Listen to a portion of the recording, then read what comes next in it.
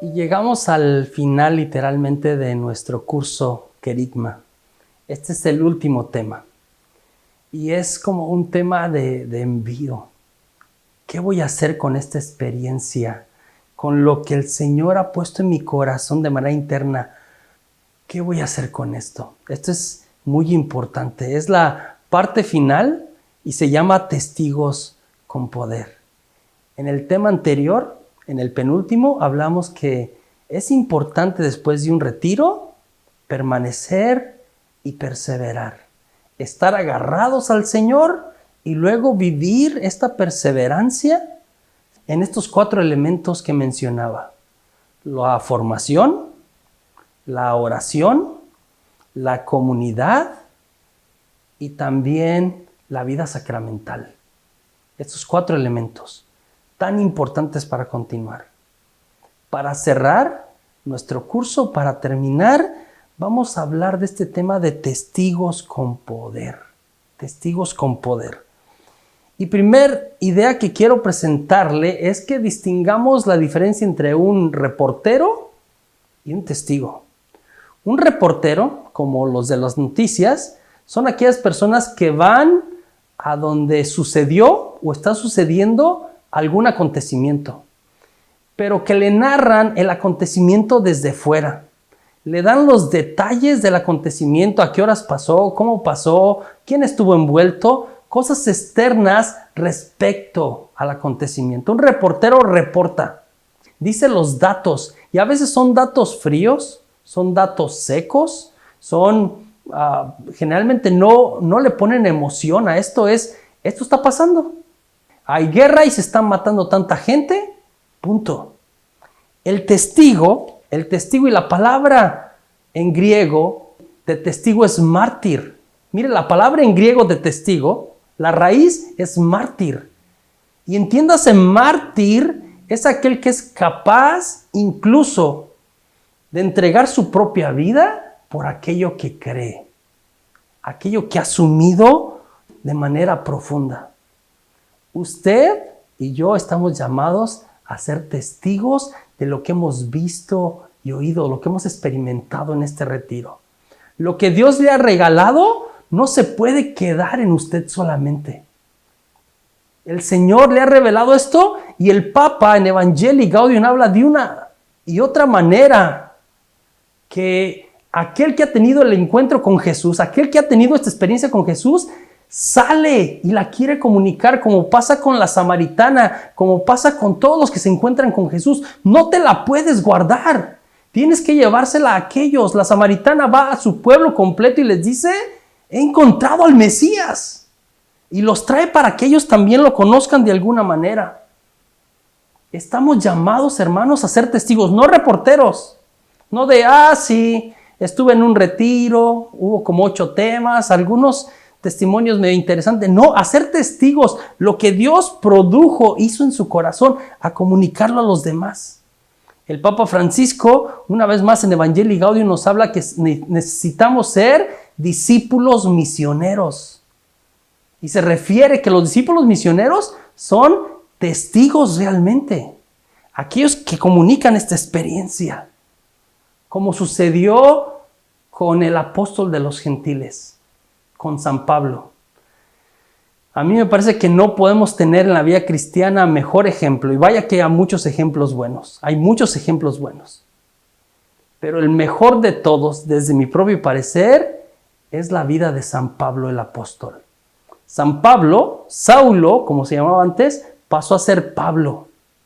Pasó de ser perseguidor a ser el evangelizador más grande de todos los tiempos. De todos los tiempos.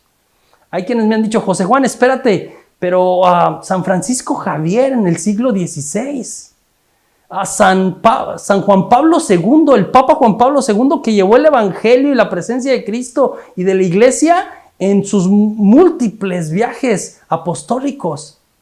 Yo creo que guardando de alguna manera las diferencias entre el siglo I y el siglo XX, yo, José Juan, sigo pensando que Pablo, la figura del apóstol, es impresionante. Nadie lo para. Hermano, era, según el relato de Hechos 9, 1 y siguientes, es el primer momento que encontramos en Hechos donde se nos relata la conversión de San Pablo. San Pablo había estado en el capítulo 7 de Hechos, nos narra eso, había estado en el proceso del martirio de San Esteban. Él era parte de aquellos que hizo el proceso jurídico para que lo mataran. Perseguía. En el capítulo 9 nos habla que pidió cartas al Sanedrín, a la autoridad judía en Jerusalén, para ir a Damasco. Y a Damasco, Pablo no iba a asustar a los cristianos, a decirle como que pare. Decían un tiempo en México, allá hace algunas décadas, a darles una calentada, a asustarlos, a pegarles una golpiza y como que pare de hacer eso. No, Pablo iba a Damasco para arrestar a los cristianos en Damasco, a los del camino les llamaban, y traerlos a Jerusalén. ¿Por qué? Porque solamente en Jerusalén podían procesarlos como a Esteban. Pablo no quería asustarlos, Pablo no quería golpearlos, Pablo quería eliminarlos, matarlos, acabar con ellos. Él creía profundamente en su corazón de fariseo, de cepa, que este nuevo grupo entre los judíos que se llamaban los que predicaban a Jesús, los del camino, eran un daño para el judaísmo y tenía que acabar con ellos. Y es en este camino, nos dice en Hechos 9, es en este camino a Damasco, ¿sí?, yendo a hacer esto que él quiere realizar, de terminar con los del camino, que el Señor se le aparece. Y lo tumba, no sabemos de qué lo tumba, no dice explícitamente, mayoría asumimos, y algunas pinturas presentan a Pablo en un caballo porque era ciudadano romano, lo tumba de donde iba montado. Y ahí le dice, Pablo, ¿por qué? Saulo, perdón, era el nombre de él, después cambia a Pablo, ¿por qué me persigues? Y él no ve nada porque se queda ciego, dice, ¿quién eres? Y la voz le contesta, yo soy Jesús al que tú persigues. A partir de esta experiencia, a partir de esta tumbada de donde iba Pablo, donde estaba montado, su vida cambia y se convierte de perseguidor a evangelizador, a discípulo de Jesús, uno de los más importantes en toda la historia del cristianismo. No lo parará nadie. Hará los viajes apostólicos, irá por casi todo el imperio predicando a Jesús. Lo encarcelarán, lo golpearán, lo querrán parar. Al final le van a quitar la vida, le cortarán la cabeza para callarlo. Pero a Pablo no lo para nadie. Es un gran testigo, es un gran testigo. Hasta el día de hoy muchos de nosotros debemos nuestra fe. Somos cristianos gracias a la predicación de San Pablo, que llevó de alguna manera este cristianismo más allá del judaísmo. Esta gracia, esta determinación del apóstol de los gentiles ha terminado siendo bendición para usted y para mí. Hermano, estamos llamados a ser testigos, no reporteros, testigos como San Pablo. A través de la historia de la iglesia, entre sus altas y sus bajas, hemos tenido testigos maravillosos. Estoy pensando en los primeros 3 siglos, muchos mártires, capaces de ser sacrificados, aventados en el estadio a los leones, puestos como antorchas que alumbraban el estadio, crucificados, degollados, de muchas maneras. Muchos murieron dando testimonio sin miedo. En tiempo ya después de que la iglesia no es perseguida, los monjes que conservan de alguna manera este testimonio. Por ahí en el siglo XI, siglo XII, las órdenes mendicantes, los dominicos, los franciscanos, los frailes, San Francisco de Asís, impresionante. Testigos de Jesús a través de la historia, en medio de dificultades, en medio de situaciones. En el siglo XVI, los jesuitas, y siglo XVII, San Francisco de Asís, San Ignacio de Loyola. Más recientemente en nuestros tiempos, el Padre Pío, Madre Teresa de Calcuta, Conchita de Armida, una esposa, mamá, mujer, el obispo Romero del Salvador. Testigos, hermanos, personas que se han encontrado con Jesús y que ahora su vida completa se convierte en testimonio. Tú y yo estamos invitados a eso. Hermano, Dios te ha permitido la gracia de estar en este retiro para llenarte de su presencia, de su vida, para experimentarlo. En este momento te invito a que pienses, ¿quién en mi familia? ¿Quién de mis amigos? ¿Quién en mi trabajo necesita experimentar esto que el Señor me ha permitido a mí? ¿Quién de aquellos que yo amo, cercanos, a lo mejor no tan cercanos, que viven en la oscuridad, necesitan venir a la luz de Jesús? Necesitan tener esta experiencia para que su vida, como la mía de verdad, como la tuya, como la de aquellos que nos hemos decidido a anunciar este mensaje, se llene de sentido, se llene de felicidad. Te confieso, al terminar este trabajo que hemos realizado por bastante tiempo, yo, José Juan, soy muy feliz haciéndolo. Disfruto esto. El Señor me ha permitido comunicar por este medio y estar en muchos lugares dando retiros. Y a veces incluso darlo persona a persona, en mi propia casa, con los míos. El Señor te invita a ti y a mí a que nos convirtamos en testigos. Y testigos con poder. ¿Por qué? Porque el Espíritu del Señor está con nosotros. Sin miedo. Hermano, piensa, ¿quién necesita este mensaje? Ahora el Señor te llama a ti. Te llama a ti. Estás llamado, estás llamada a ser testigo. Testigo del Señor resucitado. Testigo de que Jesús es nuestro Señor, es nuestro Salvador, es nuestro todo. Es el sentido de la vida del ser humano. Ojalá que esta semilla que el Señor ha sembrado en tu corazón germine. Que esta luz que Él ha encendido en tu corazón ilumine a otros. Dios les bendiga.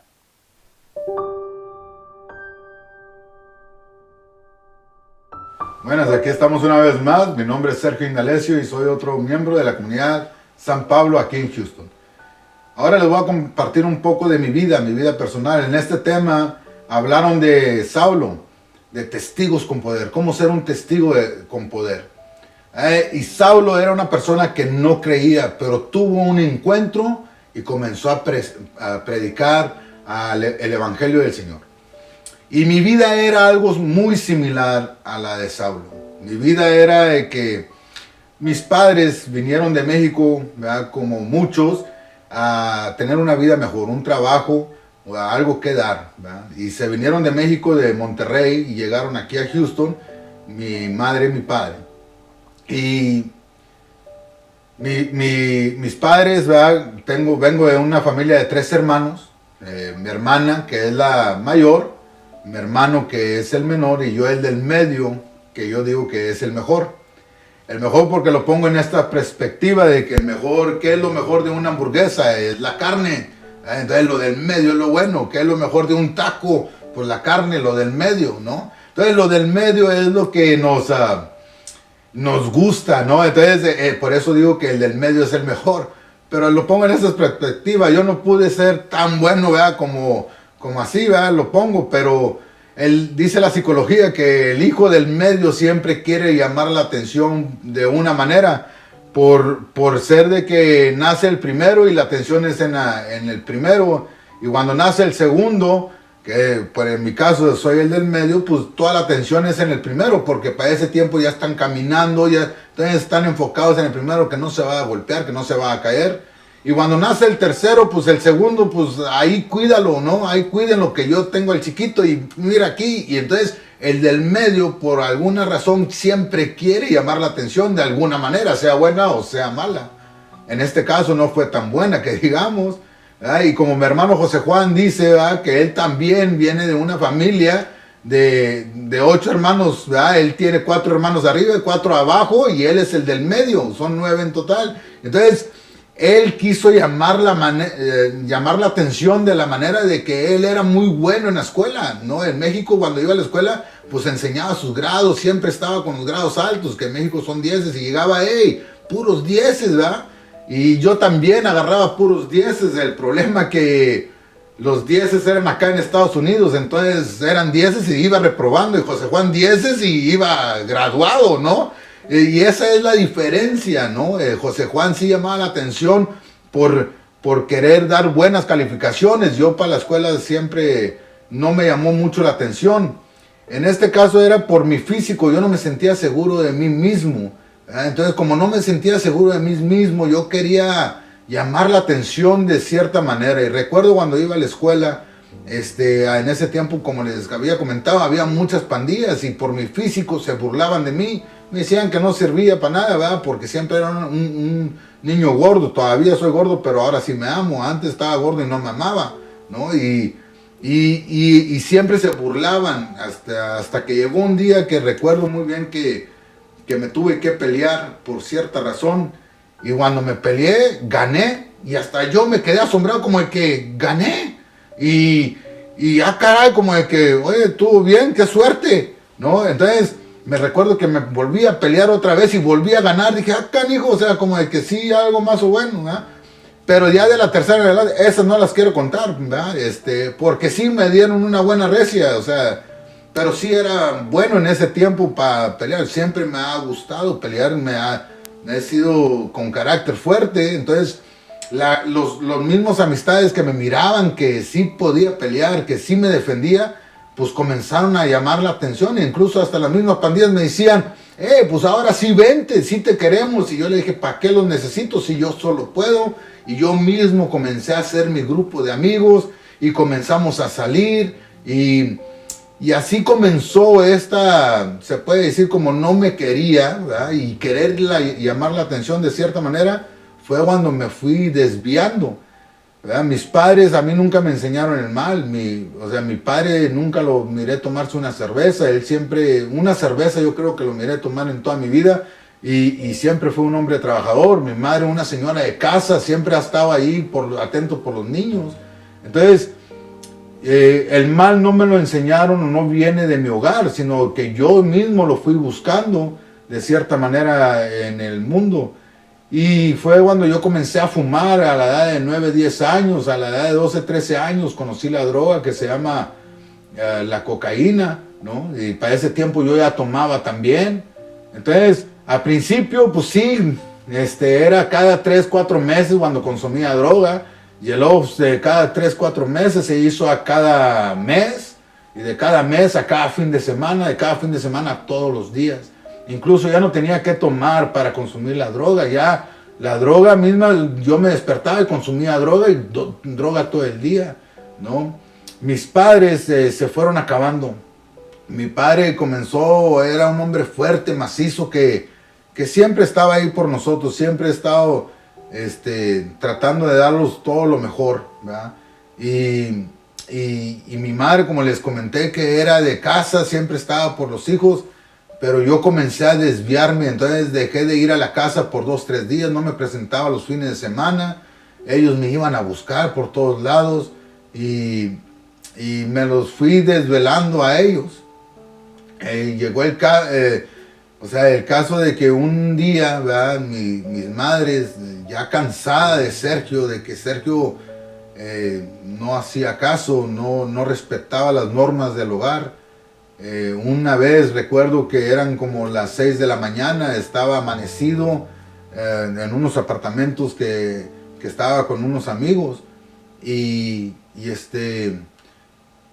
recuerdo que en aquel tiempo eran teléfonos públicos y yo le hablo a mi madre de un teléfono público y le digo, jefa, todo está bien, no se preocupe, ahorita voy para la casa. Y mi madre, cansada de Sergio, sí me dio una opción y me dijo, Sergio, o la casa o los amigos. Y yo reconocí que colgué el teléfono y mi amigo me dijo, ¿qué pasó? Y yo le dije que mi madre me había corrido de la casa. Y eso era una gran mentira. Mi madre nunca me corrió de la casa, mi madre me dio una opción. Y eso fue lo correcto que ella pudo hacer, ¿verdad? Y yo me sentía solo, que ahora lo entiendo, pero mi padre, como yo recuerdo, era un hombre muy trabajador y mis padres eran bautistas. Íbamos a una iglesia bautista y como mi padre trabajaba, iba con mi madre y mi hermana y mi hermano. Y estábamos ahí en el hogar y en el hogar, cuando íbamos a la misa, mis padres cuando salía con mi madre, recuerdo en una ocasión que no estaba el carro estacionado donde lo habíamos estacionado y preocupados, se lo robaron. Y yo recuerdo una vez en esa ocasión que mi padre a cruzar la calle allá lo tenía y mi padre desde allá levantaba el brazo como de que acá lo tengo y me dio una emoción de ver a mi padre. Mi padre no tiene la culpa de lo que yo hice, ni mi madre. Pero yo he aprendido de que mi padre no me pudo dar el amor porque no recibió amor de mi abuelo.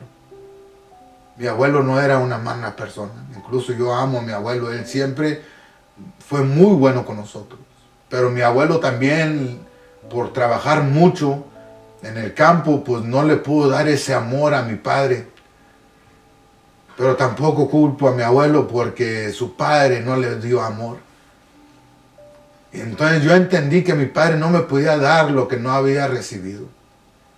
Pero ese amor yo lo comencé a buscar en la calle. Y lo comencé a buscar en la droga, y en el alcohol, y en las falsas amistades. Y recuerdo bien cuando mi madre me dio la opción de la casa o los amigos, yo recuerdo que decidí las amistades.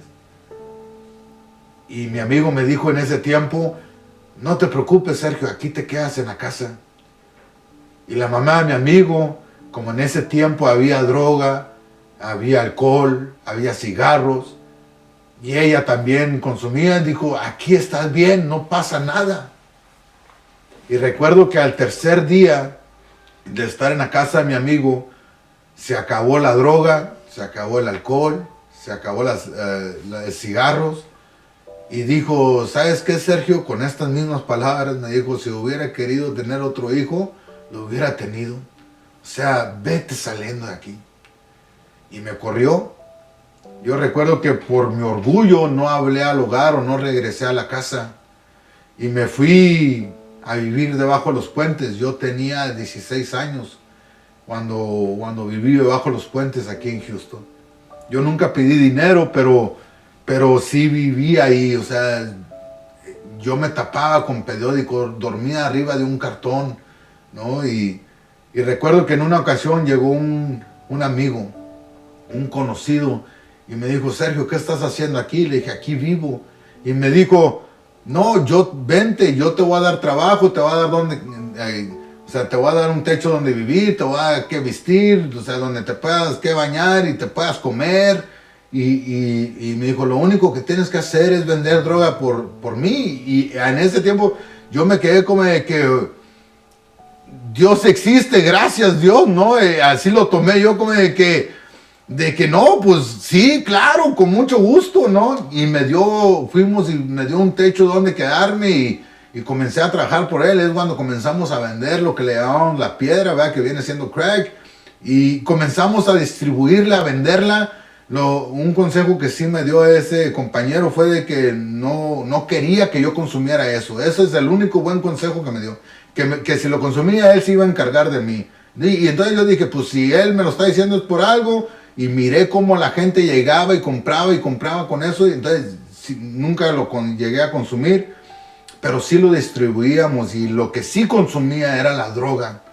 Entonces, como la vendíamos y la cocinábamos, pues estaba siempre ahí. Y comenzábamos a drogarme. Yo me drogaba todos los días, tomaba todos los días. Yo llegué a drogarme sin comer, nomás tomar cerveza y drogarme 7 días enteros. O sea, 7 días completos sin dormir y sin comer. Simplemente tomar y drogarme. Me acuerdo que mi nariz estaba abierta de la carne que se me miraba de tanta droga que consumía, ¿no? Quedé súper flaco.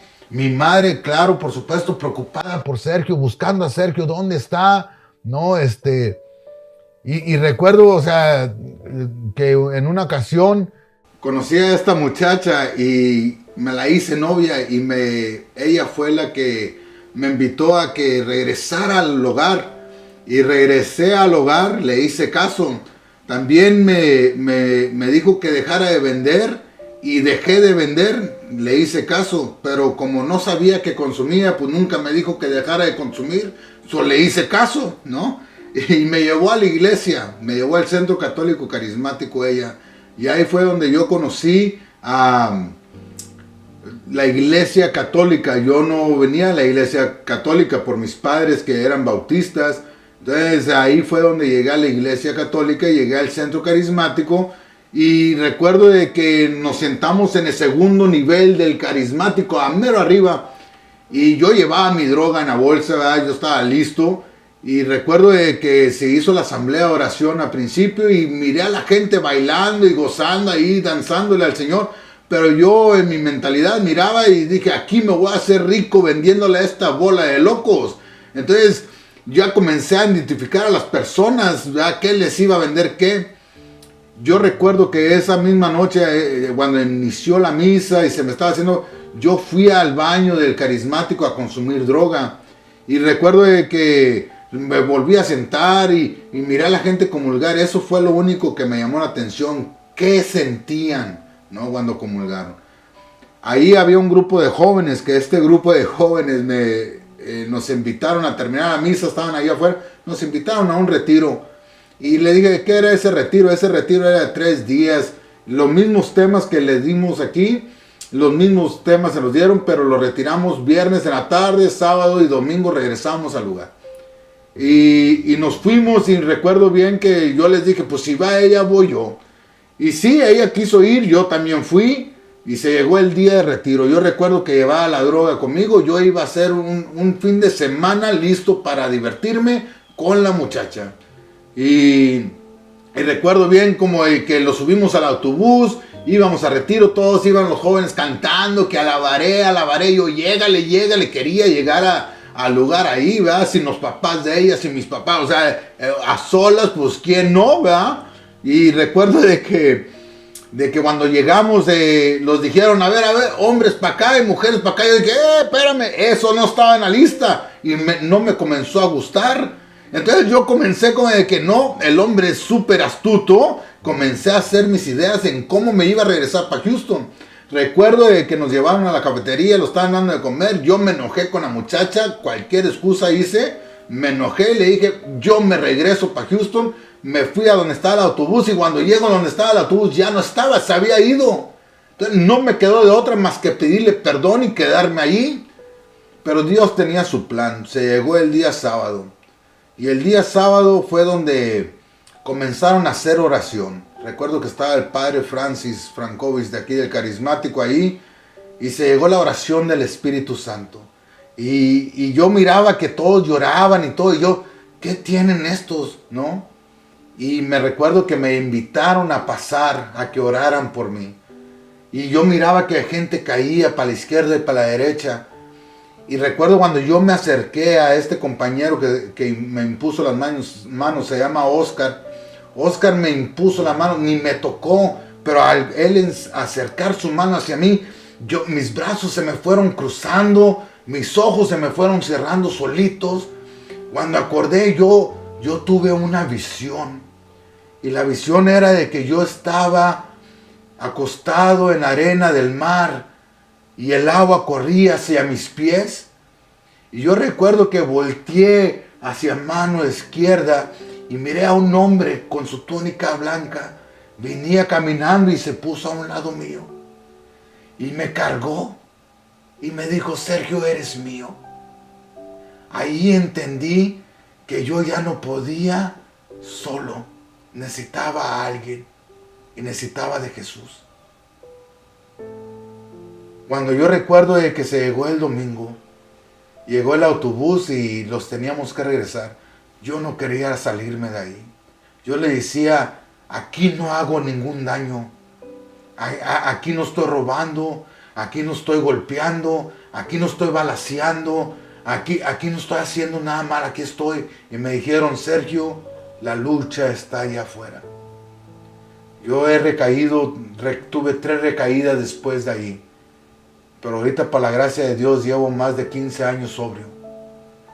Yo les invito a que no se den por vencidos. La lucha está afuera. El que cambió, fuiste tú. El que encontró a Jesús, fuiste tú. Saulo no creía. Se topó con Jesús y comenzó a llevar el evangelio. Sergio no creía. Me encontré a Jesús y ahora llevo el evangelio. Tú eres el que has cambiado. Los biles son los mismos. El esposo es igual. La esposa es la misma. El que ha cambiado eres tú. Yo los invito a que no se den por vencidos. Salgamos y seamos luz. Dice la palabra en Mateo 5. Nadie puede encender una lámpara para ponerla bajo un cajón. Antes bien la pone al centro para que alumbre a todos los que están presentes. Seamos luz en la oscuridad para aquellos que necesitan tu mensaje. Ánimo, Dios me los bendiga.